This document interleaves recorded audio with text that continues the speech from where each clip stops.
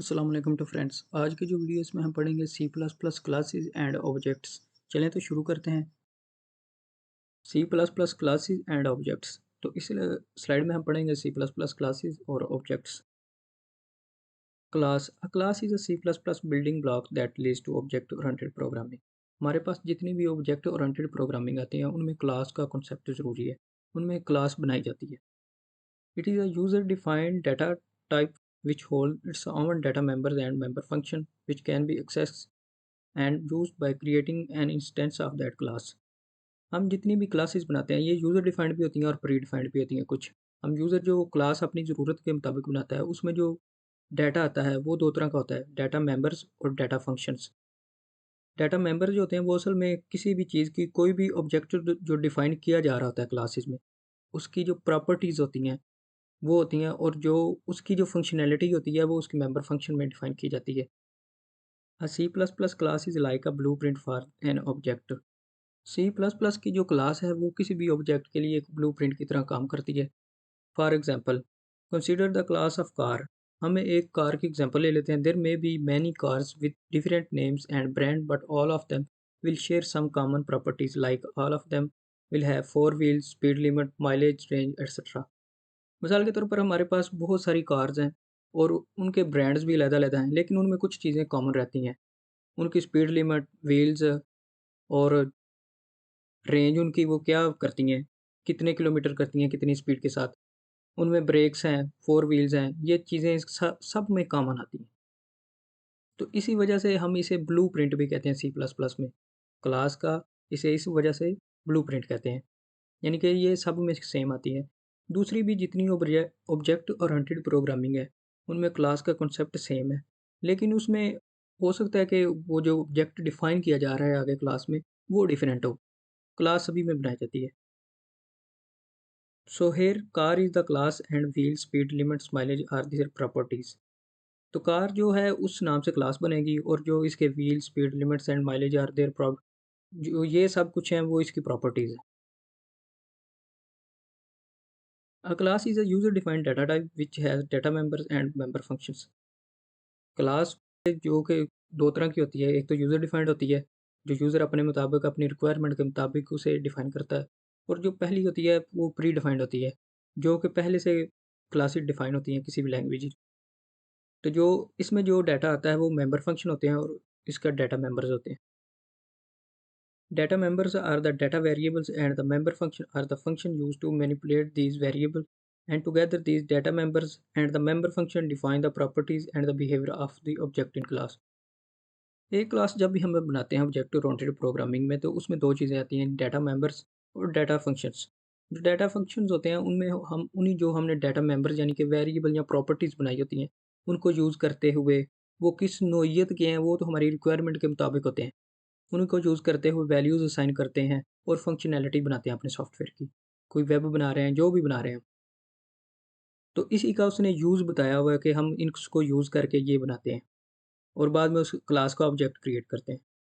In the above example of the class car, the data member will be speed limit, mileage etcetera and member function can be apply brakes, increase speed etcetera. जो हमने ऊपर अभी example पढ़ी है उसमें से जो class बनेगी वो कार नाम से बनेगी, लेकिन जो उसकी प्रॉपर्टीज़ में आएँगी वो कार का कलर आ जाएगा, उसके 4 व्हील्स आ जाएँगे, उनका कलर आ जाएगा और जो उसकी फंक्शनैलिटी में आ जाएगी वो ब्रेक लगाती है, वो इतनी स्पीड से दौड़ती है। ये उसकी फंक्शनैलिटी यानी कि डाटा फंक्शन हो जाएँगे। और ये जो प्रॉपर्टीज़ होती हैं उसका कार का नेम क्या है, उसका ब्रांड क्या है, उसका कलर क्या है, ये सारी की सारी उसकी डाटा मेंबर्स होते हैं। An object is an instance of a class. When a class is defined, no memory is allocated, but when it is initiated, memory is allocated। जब भी हम एक पूरी की पूरी ऑब्जेक्ट ओरिएंटेड में क्लास बनाते हैं, यूज़र की रिक्वायरमेंट के मुताबिक बनाते हैं, तो कंप्यूटर उसको उसी वक़्त मेमोरी एलोकेशन नहीं करता, जितनी देर तक उसका हम ऑब्जेक्ट क्रिएट नहीं करते। जब हम जाकर मेन मेथड में उस क्लास का ऑब्जेक्ट क्रिएट करते हैं, तो तब उसको कंप्यूटर उसकी क्लास को अपनी मेमोरी में उसको मेमोरी एलोकेशन करता है।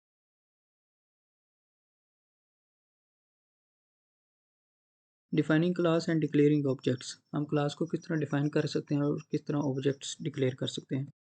अ class is defined in C plus plus using keyword class followed by the name of the class. सबसे पहले एक कीवर्ड यूज़ किया जाता है क्लास का ही, जिसकी मदद से हम क्लास को डिक्लेयर करते हैं और उसके बाद यूज़र डिफाइंड यानी कि डाटा टाइप लिखी जाती है, उसका नेम लिखा जाता है क्लास का। The body of a class is defined inside the curly brackets and terminated bye a semicolon at the end. इसकी जो बॉडी होती है वो कर्ली ब्रैकेट्स के ज़रिए शो की जाती है और इसमें जो सारा लाइन ऑफ कोड लिखा जाता है वो ब्रैकेट्स के अंदर लिखा जाता है और एंड पर सेमीकोलन लिखा जाता है। फ़र्ज़ कर लें ये हमारे पास एक सिंपल सी एग्जांपल है, कीवर्ड है, ये क्लास जो है ये कीवर्ड है और उसके बाद क्लास का नेम आएगा जो कि यूज़र डिफाइंड होगा और उसके बाद कर्ली ब्रैकेट्स आ जाएंगे, उसमें एक्सेस स्पेसिफायर होंगे जो पब्लिक, प्रोटेक्टेड एंड प्राइवेट होते हैं। डाटा मेंबर यानी कि इसकी प्रॉपर्टीज़ आ जाएंगी या फिर वेरिएबल्स आ जाएंगे।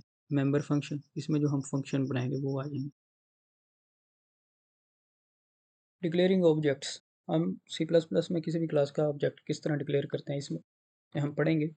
When a class is defined, only the specification for the object is defined. No memory or storage is allocated. To use the data and access function defined in the class, you need to create objects.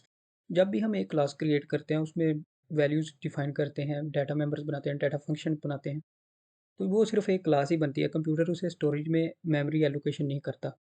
लेकिन जब उसके हम main method में जाकर उसका class का object create करते हैं तो कंप्यूटर उस सारे डाटा को अपनी मेमोरी में मेमोरी एलोकेशन करता है, यानी कि उसको स्टोर करवा लेता है और उसको अलहदा-अलहदा मेमोरी एलोकेशन करता है।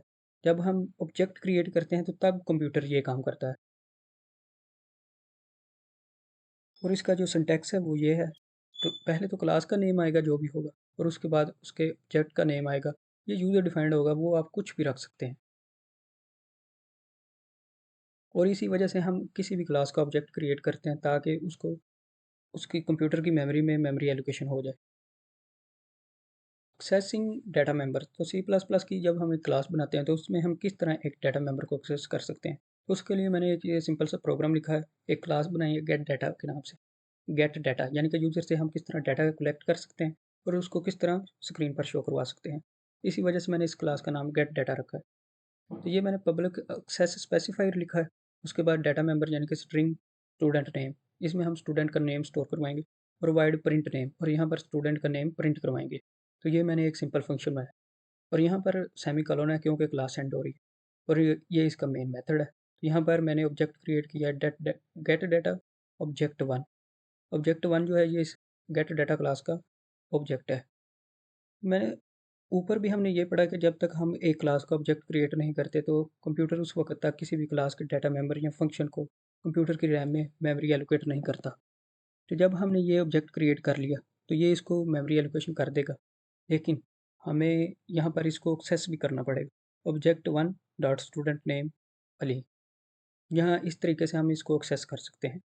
और object one dot print name, ये फंक्शन कॉल हो जाएगा और इसकी वैल्यू जो है प्रिंट हो जाएगी स्क्रीन पर और रिटर्न ज़ीरो हो जाएगा क्योंकि यहाँ पर हमने प्रिंट ही तो करवाया है। तो इसकी वैल्यू जब हम इसको कॉल करेंगे तो वो प्रिंट हो जाएगी और इसका जो आंसर आएगा, आउटपुट आएगा, वो ये होगा स्टूडेंट नेम इज़ अली।